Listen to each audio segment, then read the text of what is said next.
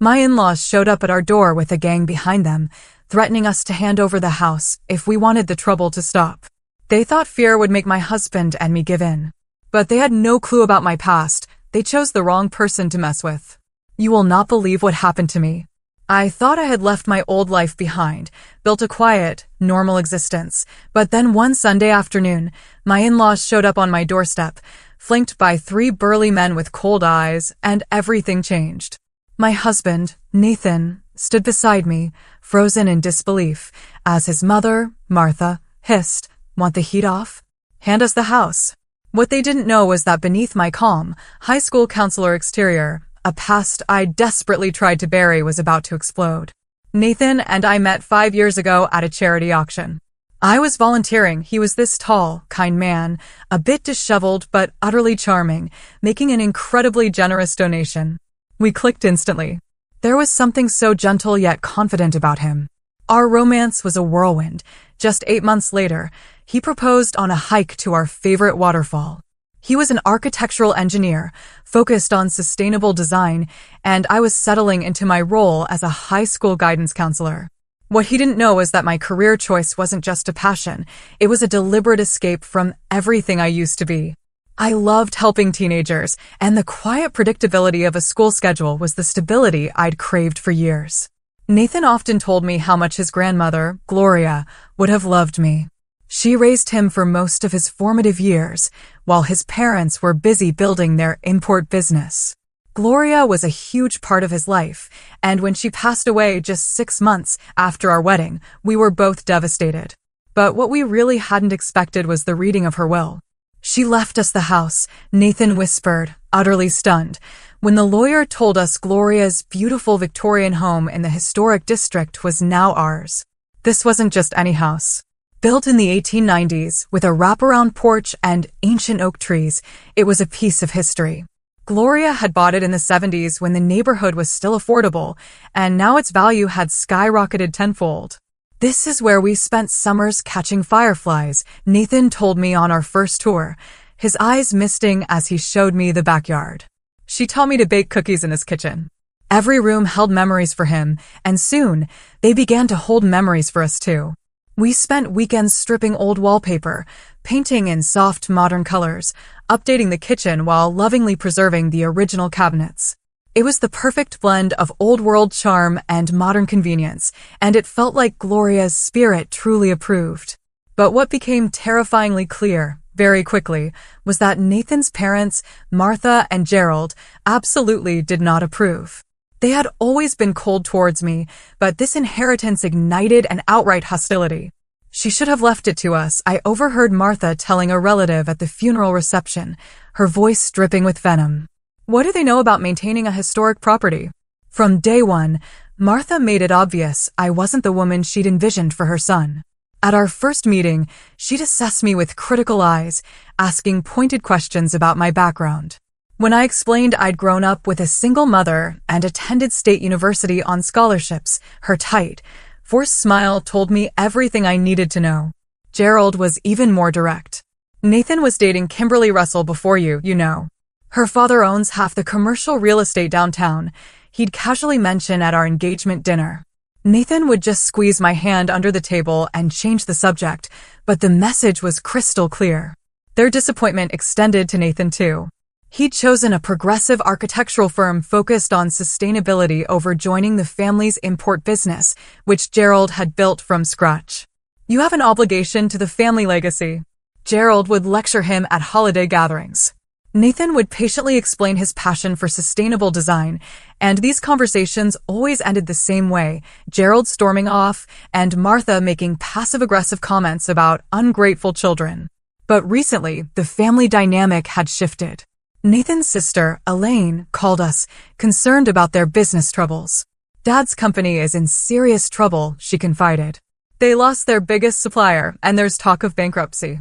Despite this, Martha and Gerald maintained their lavish lifestyle. Designer clothes, extravagant dinner parties, a new luxury sedan. But cracks were showing. "Did you hear about Gerald's poker games?" Nathan's cousin Stephen whispered at a family gathering. "He's in deep with some sketchy characters, from what I hear." We'd seen hints of their desperation at the most recent family dinner.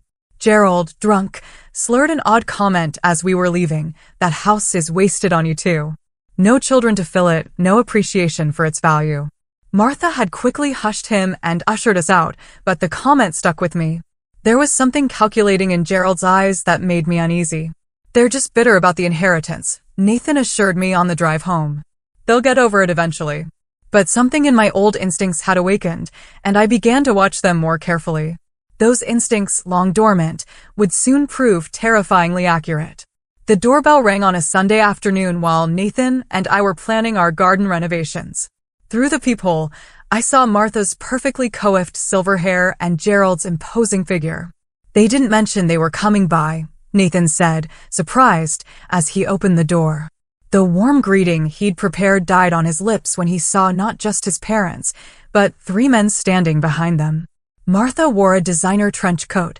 Despite the mild weather, her makeup flawless, but her eyes held a hardness I'd never seen before. Gerald stood with his shoulders squared, his expensive watch catching the light. "We need to talk," Gerald said, pushing past Nathan into our foyer without waiting for an invitation. Martha followed, her high heels clicking on the hardwood floors. The 3 men entered last, spreading out slightly in our entryway in a way that immediately raised my alarm bells. "This is Marcus," Gerald gestured to a tall, broad-shouldered man with close-cropped hair and a scar above his right eyebrow. "And Devin and Troy," he added, nodding toward the other 2. Devin was shorter but heavily muscled, with tattoos visible at his wrists. Troy was leaner, with calculating eyes that continuously scanned our home. "What's going on, Dad?" Nathan asked, his voice tense as he instinctively moved closer to me. "We've come to resolve the house situation," Martha said, her voice clipped and businesslike. "Things have become complicated, and we need a simple solution." Gerald pulled an envelope from his jacket pocket. "These are papers transferring ownership of this house to us. Sign them today, and we'll allow you to stay as tenants for 3 months while you find somewhere else." "What?" Nathan's voice rose in disbelief. "This is our house. Grandma Gloria left it to us legally." "Don't be naive," Gerald snapped. "The business is in trouble. We need liquid assets, and this house is the answer. You didn't earn it, you didn't pay for it, you just got lucky." "I'm not signing anything," Nathan said firmly, his face pale. "This is our home." Martha's expression hardened. "You don't understand the situation, Nathan. Your father has obligations that must be met. If they aren't, there could be consequences." "Are you threatening us?" I asked, finding my voice. Gerald's eyes slid to the 3 men, who stood silently watching the exchange. "I'm simply saying that accidents happen when debts aren't paid. Homes catch fire. Cars malfunction. People get hurt. Get out," Nathan said, his voice shaking with anger. "Get out of our house right now." "Think carefully about this," Gerald said, placing the envelope on our side table. "You have 24 hours to make the right decision." They left without another word, the 3 men following them out to a black SUV parked at the curb. Nathan immediately locked the door and leaned against it, his face pale. "I can't believe this is happening," he whispered. "My own parents." He pulled out his phone and dialed his father's number. I could hear Gerald's voice through the speaker, cold and distant. "Have you come to your senses?" Gerald asked without preamble. "Dad, this is insane. You can't just demand our house and threaten us. What's really going on? Let me help you figure out another solution for the business." "There is no other solution. The house is worth over $1 million in today's market. That solves our problem. Your problem is deciding whether your home is worth more than your safety. You can't mean that.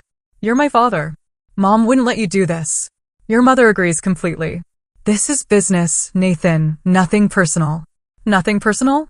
You're threatening your own son." 24 hours, Gerald said firmly, and then the line went dead. Nathan stared at his phone in disbelief. He hung up on me. My own father just threatened us and hung up on me. We moved to the kitchen, where Nathan collapsed into a chair, his hands shaking. I made him tea, my mind already calculating risks and contingencies. "I don't understand how they could do this," Nathan said, his voice hollow. "These are the people who raised me. How could they bring criminals into our home and threaten us?" "I think your father is in deeper trouble than we realized," I said carefully. "Those men weren't just random thugs. They moved like professionals." Nathan looked up sharply. "How would you know that?" I hesitated. Just an observation. The point is, we need to take this seriously. Those weren't idle threats. Should we call the police? Nathan asked. Not yet, I said, surprising myself with the response. We don't have proof of threats, just implications. And if your father is mixed up with dangerous people, escalating too quickly could make things worse. So what do? First, we increase security. New locks tonight. Security cameras tomorrow. I know someone who can install them quickly. I was already mentally reviewing the house's vulnerabilities. I should try to talk to my mother alone, Nathan suggested. Maybe she'll be reasonable if my father isn't there. I nodded, though I doubted Martha would be any more reasonable. The cold determination in her eyes had told me everything I needed to know. We'll figure this out, I assured him, squeezing his hand. They picked the wrong house to target. Nathan gave me a weak smile, not understanding the full meaning behind my words. He couldn't know that the skills I'd spent years trying to leave behind were already reawakening, that my mind was already mapping out defensive strategies and contingency plans. For now, I would let him believe we were just a normal couple facing an unusual threat. But if Gerald and his hired muscle pushed us further, they would discover exactly why they had, indeed, picked the wrong target. 3 days after the ultimatum, Nathan woke me at 6 a.m., his voice tight with anger. They slashed my tires, he said. I followed him to the driveway in my bathrobe. His car sat lopsided, all 4 tires flat with clear knife cuts. The driver's side door had been keyed with a deep scratch running its entire length. Under the windshield wiper was a note on plain white paper. This is just the beginning. Reconsider our offer. We're calling the police, I said firmly, all hesitation gone. This was documented property damage with an implicit threat. We needed an official record. Officer Ryan Davis arrived 30 minutes later, a solidly built man with a methodical approach I appreciated. He documented everything carefully, took the note as evidence, and asked all the right questions. Do you have any security cameras? He asked. Being installed tomorrow, I told him. We've had verbal threats recently. From whom? He asked, his pen poised. Nathan hesitated, then sighed. My parents. They want us to sign over the house to them. My father's business is failing and they need money. Officer Davis frowned. And you believe they're responsible for this vandalism? They came with 3 men 3 days ago. My father implied that accidents could happen if we didn't cooperate. The officer made detailed notes. I'll file the report, but without witnesses or video evidence, it's going to be difficult to prove who did this. We understand, I said. We just want it on record in case things escalate further. I'd recommend a restraining order, Officer Davis suggested. And get those cameras installed as soon as possible. After he left, Nathan called his boss to explain he'd be late. My car has been vandalized, he said wearily. I need to get it towed and find a rental. I drove Nathan to work after arranging for his car to be towed. He was quiet during the drive, his face drawn with stress. I'll pick you up at 5, I told him as he got out. Call me if anything happens. Thanks, Cassie, he said, leaning in to kiss me goodbye. I don't know what I'd do without you right now. I spent the morning making calls to security companies, arranging for an expedited installation of cameras and a monitored alarm system. I also withdrew cash from our emergency fund, knowing we might need resources that couldn't be traced through credit card statements. At 2:30, my phone rang. It was Nathan. My father showed up at the office, he said, his voice shaking with a mixture of anger and embarrassment. He made a scene in the lobby, shouting that I was ungrateful and betraying the family. Are you okay? No, he admitted. Amanda called me into her office afterward. She's concerned about how this family drama might affect our client relationships. Amanda was Nathan's boss, the founder of the architectural firm. She'd always been supportive of his talent, but the firm's reputation was built on discretion and professionalism. What did you tell her? The truth. That my parents are trying to force us to sign over our house and are using intimidation tactics. She was sympathetic, but warned me to keep it from affecting my work. Did your father leave? Security escorted him out, but not before he told half the office that I was stealing family property and would regret my choices. By the time I picked Nathan up that evening, word had spread throughout his office. Colleagues gave him sympathetic or curious looks, and he could hear whispers stop when he entered the break room. Everyone's talking about it, he said as he slid into the passenger seat. Trevor even. Asked if I was having mob problems because of the guys who were with my dad during the confrontation at home. It'll blow over, I assured him, though I wasn't certain it would. If Gerald was desperate enough to make a scene at Nathan's workplace, he was likely desperate enough to take more drastic measures. That evening, Nathan's phone rang continuously. First was his sister, Elaine, her voice worried. "Nate, what's happening?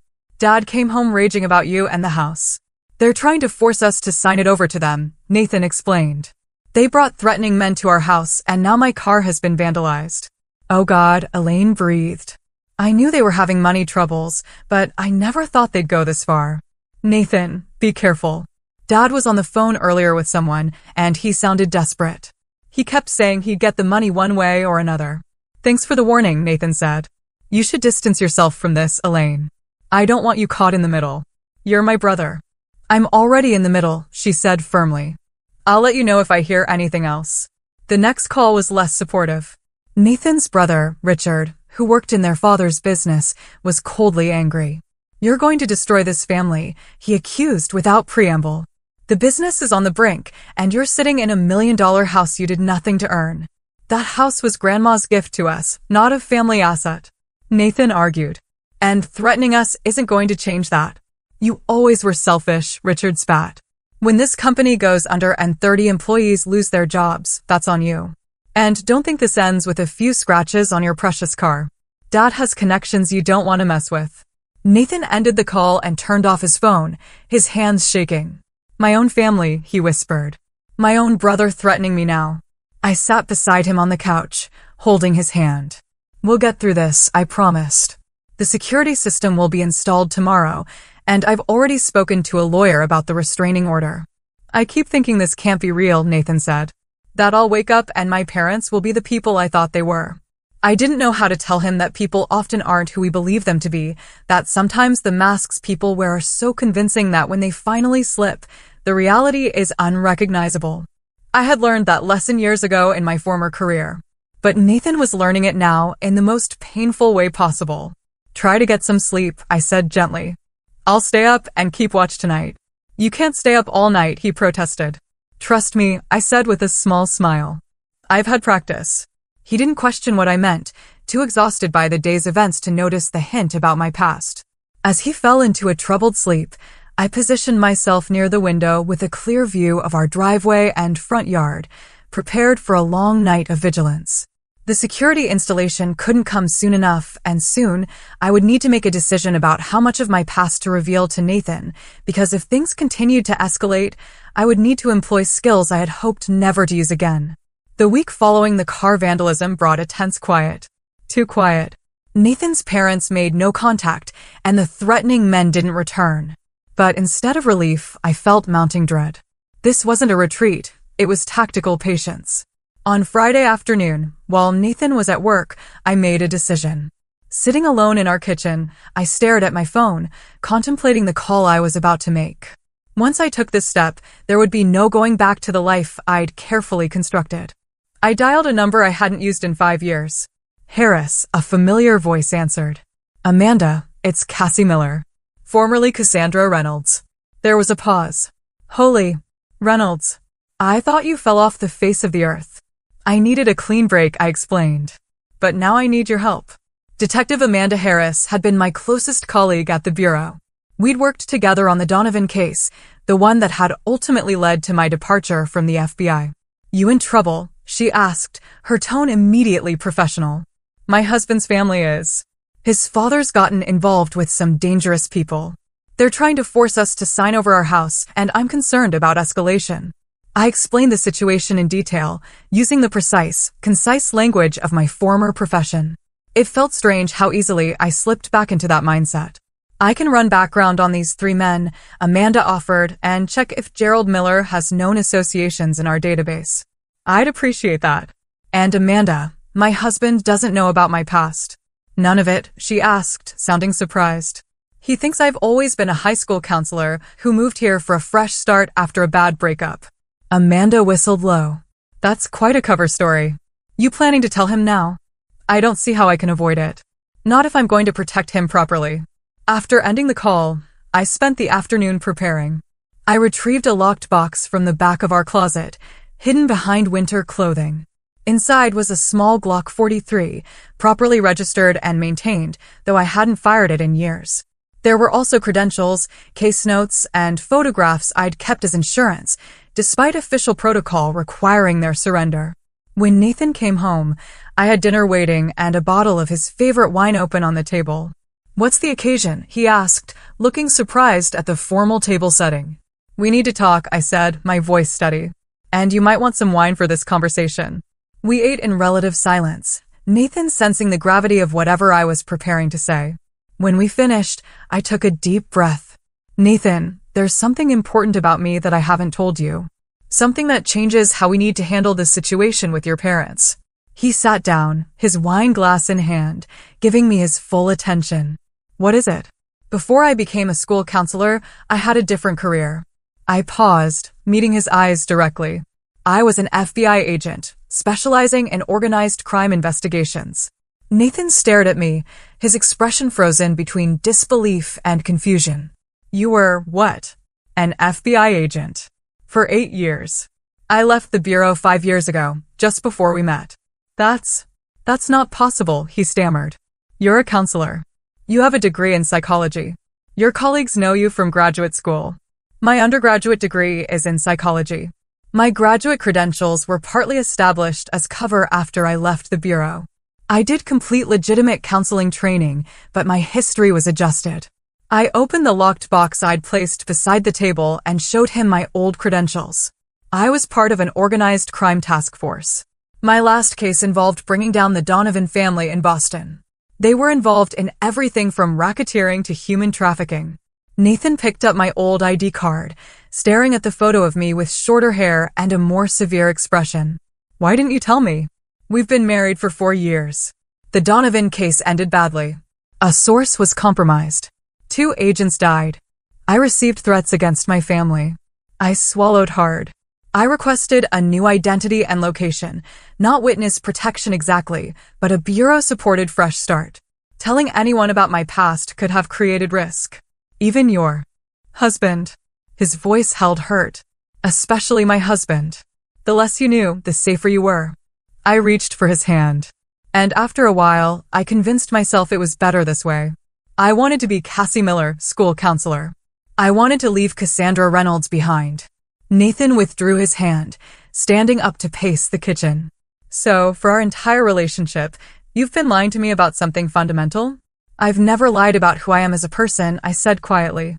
"My feelings for you, my values, the life we've built, that's all real. I just couldn't tell you about my professional past." "And you're telling me now because of my parents?" "Because of the threats." I nodded. "I have training and connections that can help us. The men your father brought here, the tactics they're using. I recognize the patterns. This isn't just desperate family drama, Nathan. Your father has likely gotten involved with organized crime figures to keep his business afloat." Nathan sank back into his chair. "This is insane. My straight-laced, country club father involved with criminals? My wife, a former FBI agent? I feel like I'm in some bizarre movie."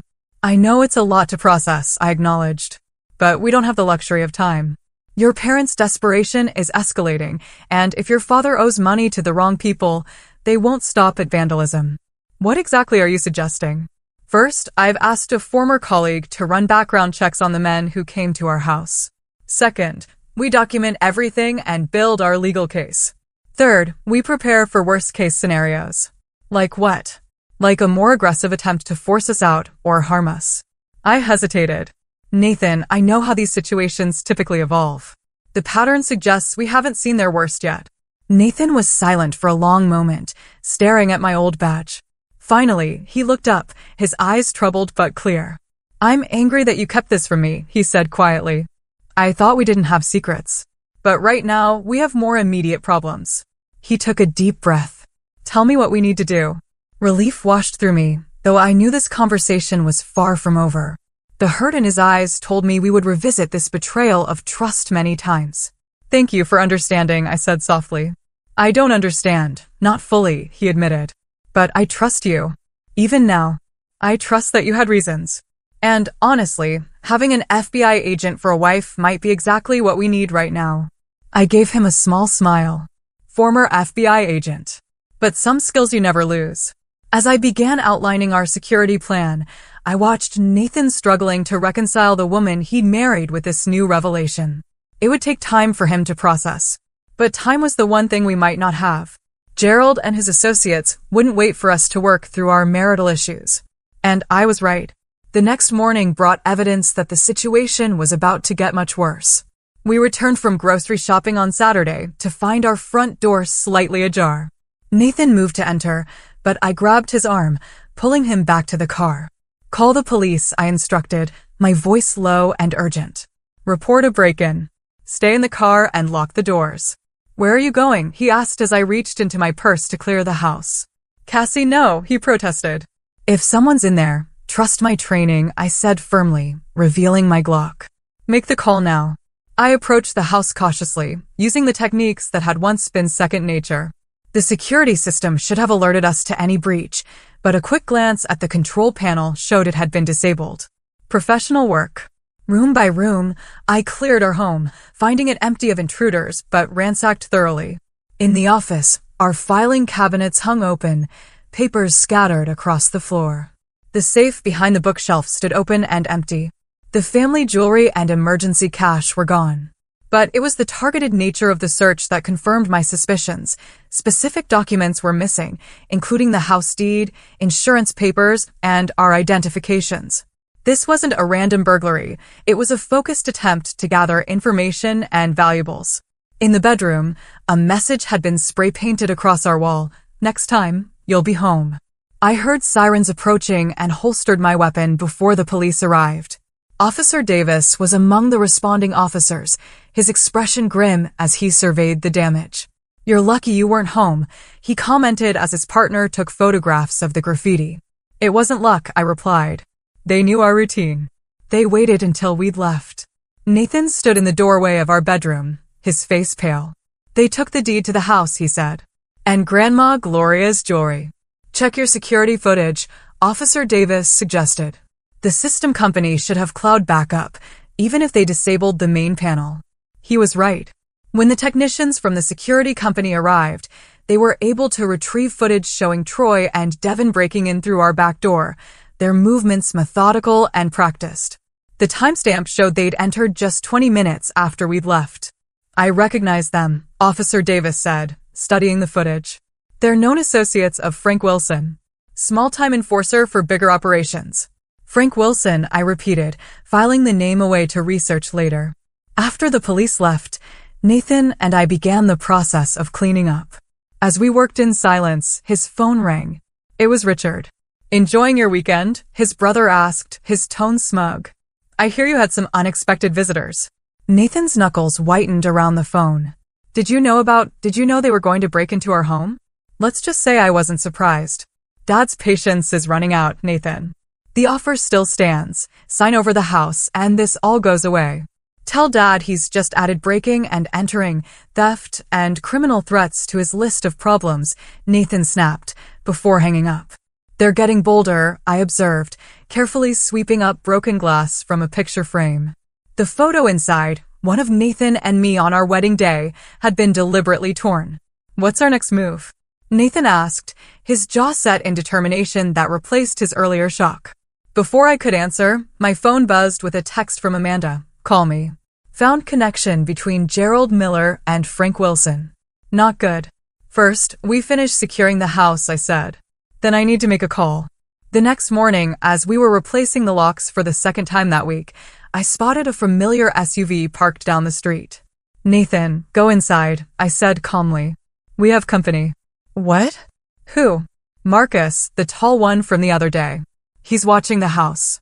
Nathan's face hardened. I'm calling the police. Not yet, I said. Let me handle this first.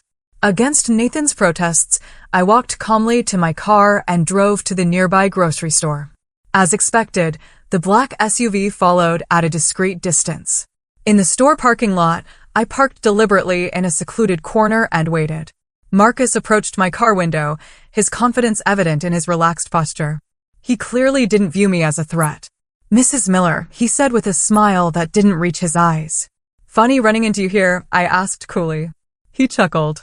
Seems like you've been running into me quite deliberately. Just keeping an eye on a valuable property. Your father-in-law is very concerned about his investment. It's not his investment, I replied. And you can tell him and Frank Wilson that harassment and breaking and entering are serious charges. A flicker of surprise crossed his face at the mention of Wilson's name. I don't know what you're talking about, lady. But accidents happen to nice houses like yours. Electrical fires, gas leaks, tragic things. Especially when the owners are inside. I stepped out of the car, watching his posture change slightly as he reassessed me. Let me be very clear, I said, my voice dropping. I know exactly who you are and who you work for. Your presence at my property has been documented and reported.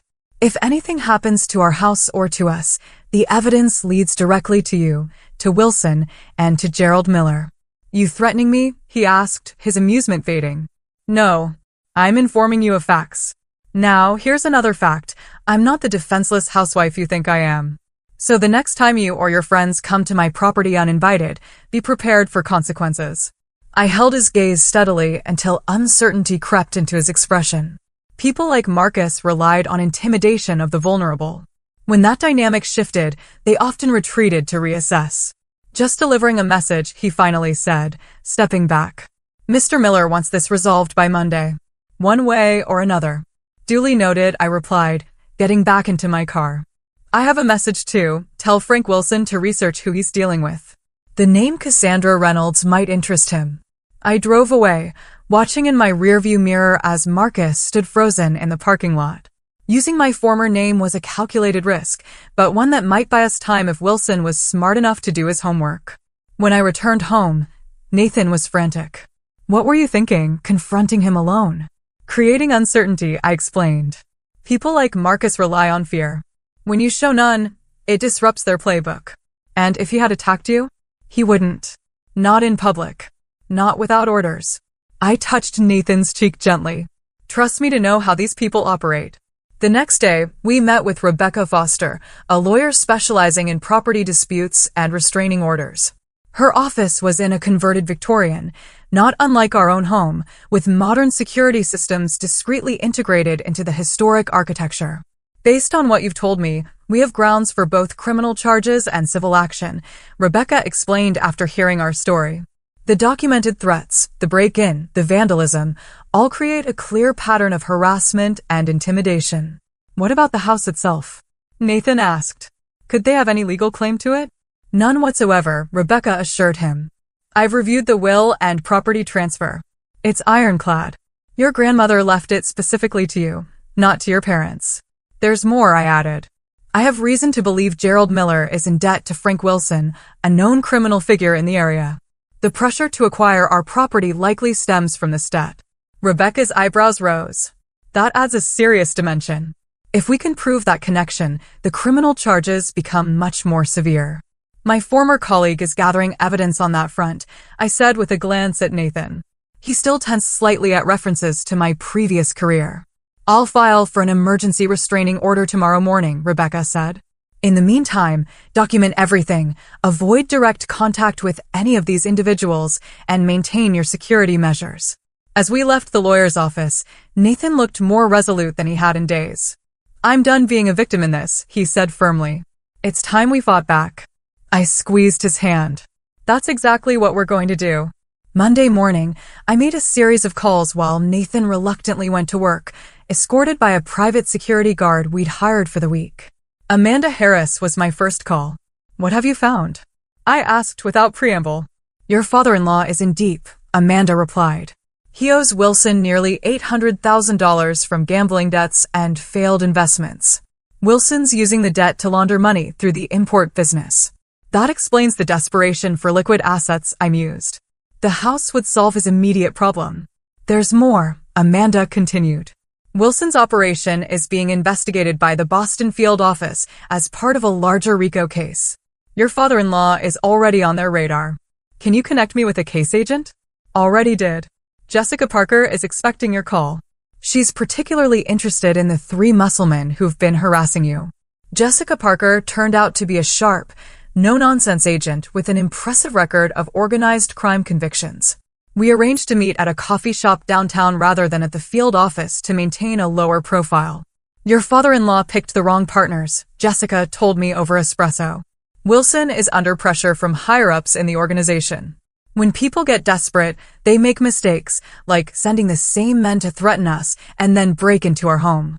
Exactly, I noted. We've been building a case against Wilson for months, but we've lacked direct evidence of his enforcement tactics. Your situation provides that connection. What are you proposing? A coordinated approach.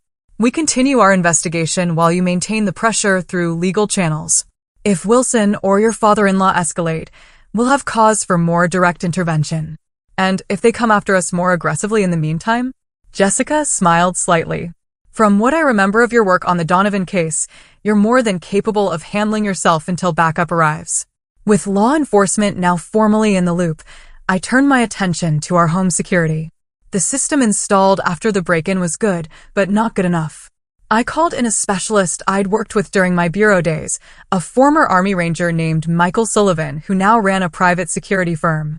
The existing setup has too many vulnerabilities, Michael concluded after inspecting our property. I can upgrade you to a system that would make Fort Knox jealous, but it'll cost. Do it, I authorized. Money is not the issue right now. Within 48 hours, our home had military-grade surveillance, reinforced entry points, motion sensors, and a panic room converted from our walk-in closet. Michael's team worked efficiently, completing the installation just as Nathan returned home from work on Tuesday. Is all this really necessary? Nathan asked, watching as technicians calibrated the final cameras. Better to have it and not need it, I replied. Besides, we're not just protecting ourselves now. We're gathering evidence. That evening, I deliberately called a local jeweler known for buying estate pieces and mentioned loudly that we would be bringing in the remaining family jewelry for appraisal on Thursday. Then I called our insurance company and discussed increasing our coverage for irreplaceable items still in the home. What are you doing? Nathan asked when I hung up. Creating bait, I explained.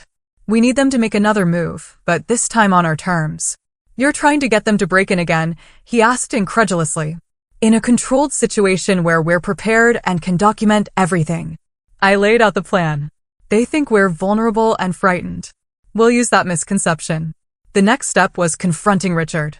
Nathan's brother had been Gerald's willing accomplice, and potentially our weakest link for gathering evidence. We arranged to cross paths with him at a family event for a cousin's birthday, held at a restaurant downtown. The tension was palpable when we arrived. Martha and Gerald had chosen not to attend, but Richard was there with his wife, Laura, who looked uncomfortable with the entire situation. I'm surprised you had the nerve to show up, Richard said when he spotted us, his voice just low enough that other family members couldn't hear. We are not the ones who should be ashamed, Nathan replied calmly. How much do you know about Dad's arrangement with Frank Wilson? Richard's face paled slightly. I don't know what you're talking about. The FBI does, I interjected quietly. They're building a RICO case as we speak. Anyone involved could face serious charges. You're bluffing, Richard hissed, but the uncertainty in his eyes was clear. We have the break-in on video, Nathan continued. Troy and Devin are already identified in police reports. The question is, how involved are you? Did you just know about it, or did you help plan it?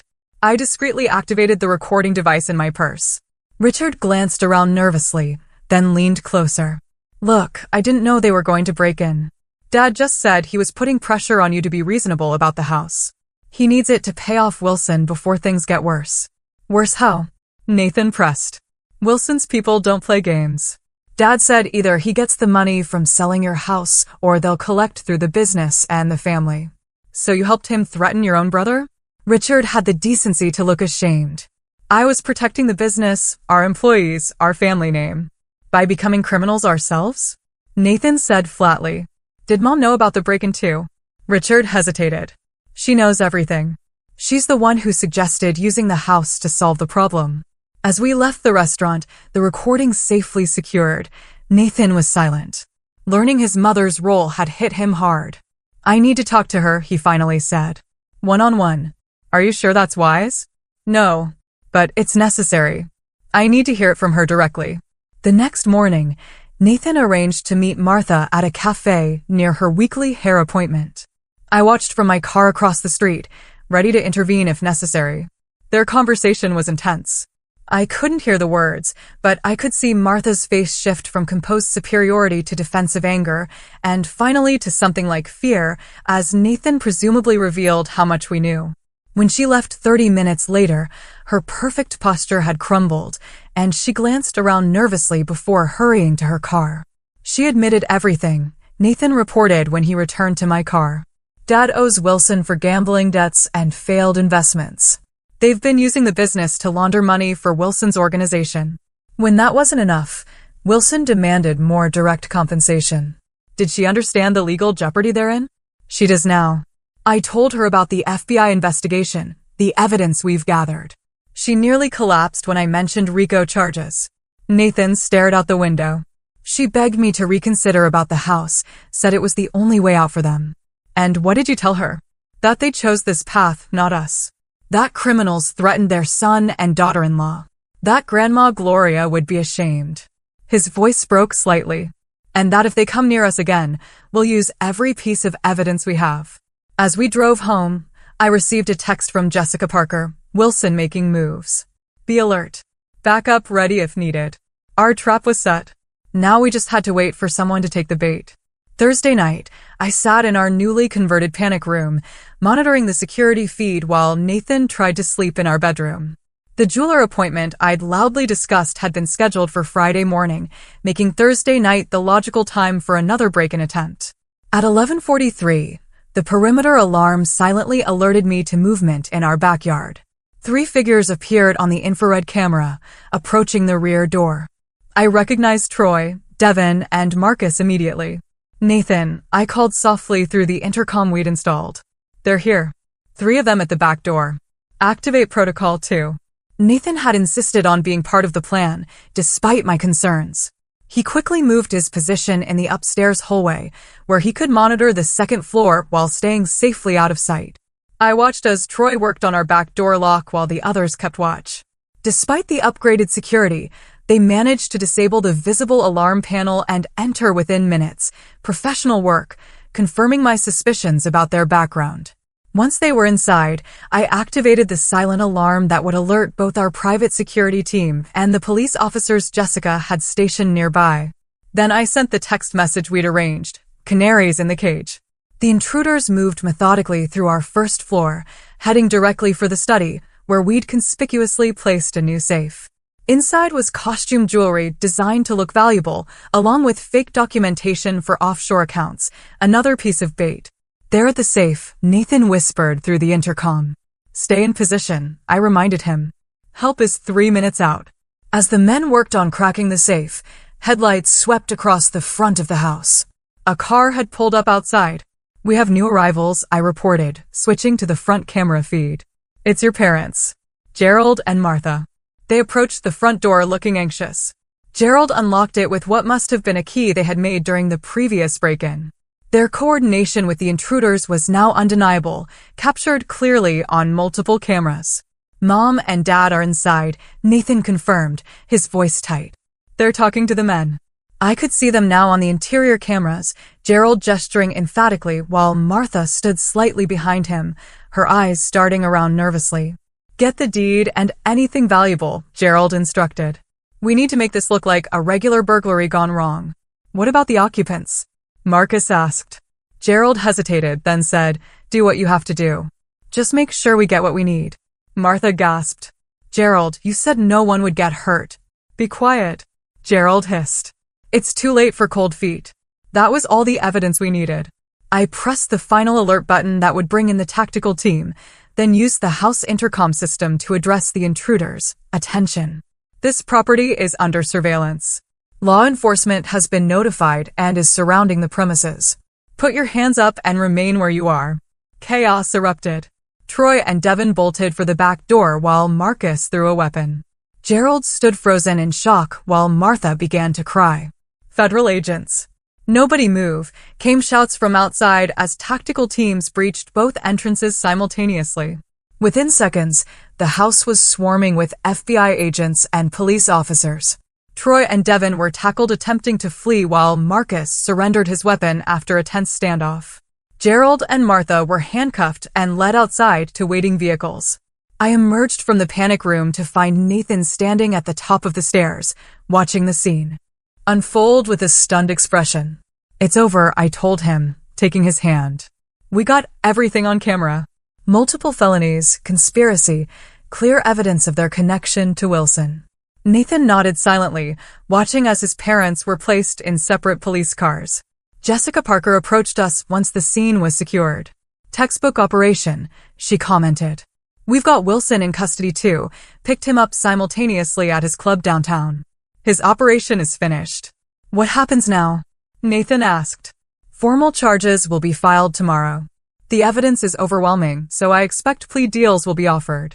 Your parents are looking at serious charges, but cooperation could reduce their sentences." As the law enforcement teams processed the scene, Nathan and I sat on our front porch, watching the activity. Blue and red lights flashed across our yard, illuminating the historic facade of the home that had become the center of so much conflict. "I never imagined it would end like this," Nathan said quietly. "My parents in handcuffs, their business exposed as a money laundering operation." "I'm sorry it came to this," I said, meaning it. Despite everything, these were still his parents. "Don't be. They made their choices." He squeezed my hand. "And in a strange way, their threats brought out the truth about you. No more secrets between us." I nodded, realizing he was right. The crisis had forced me to reveal my past, but in doing so, had removed the barrier I'd built between my former and current selves. "No more secrets," I agreed. Cassandra Reynolds and Cassie Miller are finally the same person. As dawn broke over our neighborhood, the last police car pulled away. Our house stood quiet once more, but fundamentally changed. Like us, it had weathered a storm and remained standing, perhaps stronger for having been tested. The legal proceedings moved swiftly, with overwhelming evidence and the broader RICO investigation into Wilson's organization. Prosecutors had a powerful case. Gerald faced charges of conspiracy, extortion, money laundering, and solicitation of burglary. Martha was charged as an accessory, though her attorney argued successfully that she had been coerced by her husband. Troy, Devin, and Marcus quickly turned on their employers, offering testimony against both Wilson and Gerald in exchange for reduced sentences. Richard, too, found himself facing charges for his role in the intimidation campaign. Nathan testified at his father's preliminary hearing, his voice steady as he recounted the threats and break-ins. I sat in the courtroom, watching his strength with pride. "My father betrayed everything he claimed to value," Nathan told the court. "Family, honesty, integrity. He was willing to put his own son and daughter-in-law at risk of physical harm to solve problems of his own making." Gerald barely looked at Nathan during the testimony, his eyes fixed on the table in front of him. Martha, seated separately with her own attorney, wept quietly. In the end, Gerald accepted a plea deal that would send him to federal prison for 12 years. Martha received 5 years probation and community service. Their business was liquidated to pay restitution, and both were barred from financial industry positions for life. The aftermath rippled through the family. Some relatives refused to speak to us, blaming Nathan for destroying the family. Others, like Elaine, stood firmly by our side. "I always knew Dad had a dark side," she confided over coffee one afternoon. "The way he'd threatened to cut off my college funds whenever I disagreed with him, the way he'd pit Richard and Nathan against each other, but I never imagined he'd go this far." Richard's situation proved complicated. Initially charged as a co-conspirator, he eventually received a suspended sentence after cooperating with prosecutors. His marriage to Laura didn't survive the scandal, and he moved across the country to start over. Months after the arrests, Richard called Nathan. "I was wrong," he said simply. "I believed Dad's lies because I wanted to, because it was easier than admitting what he'd become." "It's going to take time, Rich," Nathan replied. "Trust isn't rebuilt overnight." "I know. I just wanted to say it. I'm sorry for everything." Nathan began meeting with a therapist specializing in family trauma. The betrayal by his parents had shaken his fundamental understanding of his childhood and identity. "I keep wondering if I ever really knew them," he confessed during a quiet evening at home. "Were they always capable of this, or did desperation change them?" "People are complicated," I offered. "They can compartmentalize, justify actions they'd normally condemn. Your father probably never saw himself as the villain in this story. How do you reconcile loving someone with knowing what they're capable of? You don't necessarily, I said gently. You acknowledge both realities. The father who taught you to ride a bike also threatened your safety. Both versions are true. My own professional life changed as well. After discussions with Nathan and careful consideration, I decided to return to law enforcement on a limited basis. The Boston field office offered me a consulting position focusing on financial crimes, allowing me to use my expertise while maintaining my counseling practice. Are you sure about this? Nathan asked when I showed him the offer letter. You left that world for a reason. I left because I needed to escape after a traumatic case, I explained. But using those skills again to protect us to fight back. I realized I've been hiding from a part of myself that doesn't need to stay hidden. He nodded thoughtfully. I like the idea of you not having to compartmentalize anymore. The whole Cassie is greater than the sum of her parts. Our home, the source of so much conflict, became a symbol of our resilience. We continued the renovations that had been interrupted, creating a space that honored both Gloria's legacy and our own journey. I think Grandma would approve of the security upgrades, Nathan joked as we installed new lighting in the garden. She always did say, better safe than sorry. On the one-year anniversary of the night that had ended the threats, we hosted a dinner for those who had stood by us, Elaine and her husband, Amanda Harris, Jessica Parker, and Rebecca Foster. Gathered around Gloria's antique dining table, we raised glasses. To homes, Nathan said simply. Not just the buildings, but the safety and truth they contain. And to picking the wrong targets, I added with a smile, taking his hand. As our friends laughed and conversation flowed, I looked around at the home we'd fought so hard to protect. It wasn't just the physical structure that had been threatened, but the life and future we were building together. In fighting for one, we had strengthened the other. Later that night, as Nathan and I stood on our porch looking at the stars, he put his arm around me. You know, when I first found out about your FBI past, I was shocked. But now, I can't imagine you any other way. Even with all the complications it brought? Especially with those. Because that's what made you who you are, the complications, the contradictions, the strength that comes from overcoming them. I leaned my head against his shoulder, feeling truly at home in both our house and my identity for the first time in years. You were right that night, Nathan murmured. They really did pick the wrong target.